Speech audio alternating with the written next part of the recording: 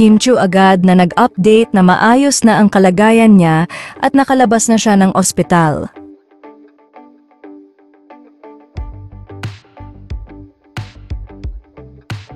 Labis-labis ang pag-aalala ng mga tagahanga ni Kim Chiu kagabi sa actress. Ito nga ay matapos magbahagi ang actress sa kanyang Instagram story ng larawan na nasa loob siya ng isang ambulansya. Hinuha ng mga tagahanga ni Kimi ay baka na-injure ang actress sa kasagsagan ng kanilang rehearsals para sa Magpasikat 2024. Puspusan na kasi ang pag-ensayo ngayon ng mga It's Showtime hosts para sa Magpasikat.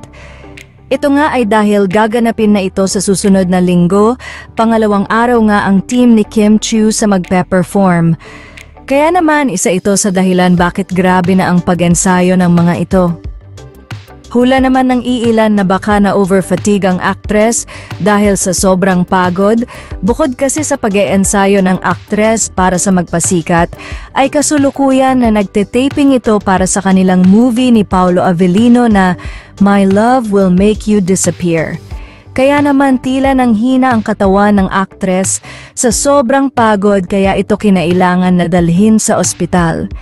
Sa kabilang banda, labis-labis naman ang kasiyahan ng mga tagahanga ng actress sa latest update nito sa kaniyang Instagram account. Nagbahagi kasi si Kimi ng larawan ng kaniyang kamay na naka-thumbs up, nilagyan niya nga ito ng caption na all good. Kaya naman labis-labis ang kaligayahan ng mga fans ni Kimi sa update na ito ng actress. Anila ay nakahinga na sila ng maluwag na malaman nila na maayos na muli ang kalagayan ng actress.